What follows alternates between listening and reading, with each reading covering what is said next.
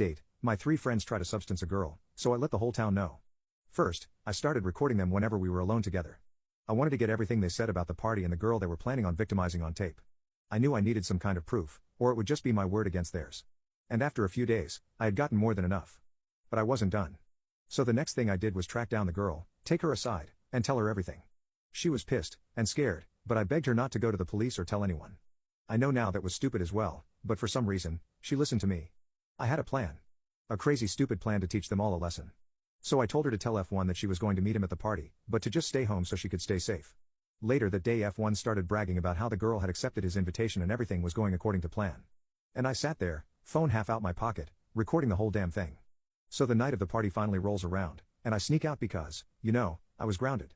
I think it's worth mentioning that I wasn't filled with vindication and self-righteousness throughout the whole night.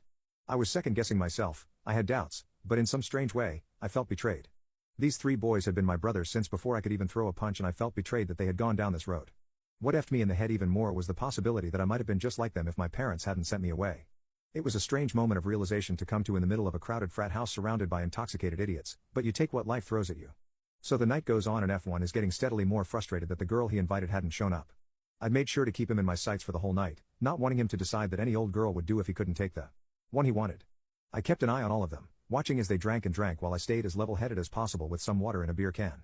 When midnight came, all 3 of them were plastered, and I knew that all the girls at the party would be safe by then. By this time, the crowd was dying down and a few people who couldn't hold their liquor were already passed out around the house. And now was my time to shine.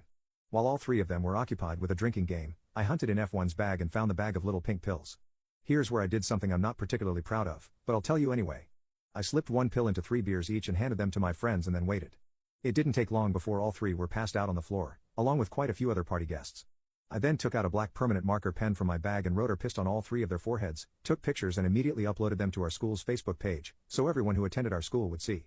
Admittedly, I didn't really think this part through, since I not only did this in full view of every other conscious person at the party, but also knew the photos wouldn't last long on the school site before they would be taken down. But since it was a small school, in a small town, I didn't doubt that a whole bunch of people would see it before a teacher removed the photos, and that's exactly what I wanted. Next came the recordings. When I got home, I got a verbal bludgeoning from my parents for sneaking out, but they stopped when I finally told them what had been happening. They were both shocked, and a little disbelieving, but when I played them both the recordings I'd saved on my phone, they were just as sickened as I was.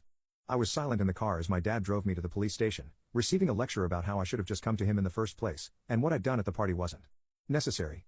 But I felt like it was at the time. My phone had already blown up with other students commenting on the pictures of my 3 ex-friends with rapist written on their foreheads. And while a lot just laughed at them, many were questioning if there was any truth to it. It was what I wanted. I wanted everyone to know who they really were so they had nowhere to hide. The hours at the police station were admittedly very scary. I was still debating with myself whether or not I did the right thing, but my friends had chosen their own fate. I still felt hurt and betrayed that they'd allowed themselves to become this way, and even though I felt a little guilt for potentially ruining their future, I did what I thought had to be done. And long story short, the recordings were enough to get them all on charges of planning to commit a crime. Since the girl F1 had been planning on Dr. Ging had been named, her parents were understandably furious, and demanded that all 3 of my ex-friends be arrested. I would have been arrested too, were it not for the girl telling her parents and the courts that I had warned her to stay away from F1 and the party. I was charged for my use of an illegal substance, since I admitted to using the pills on my 3 ex-friends, and also for battery since the permanent marker was seen as a form of assault, but luckily I never got jail time. I did get a boatload of community service though. All 3 of them were tried as adults in a case of attempted rape, but only F1 got actual jail time, since he was the one who'd gotten the pills and was the only one who admitted to wanting to use them. The other 2 only got probation and community service for being accessories but were completely shunned in our town. No one ever let them forget.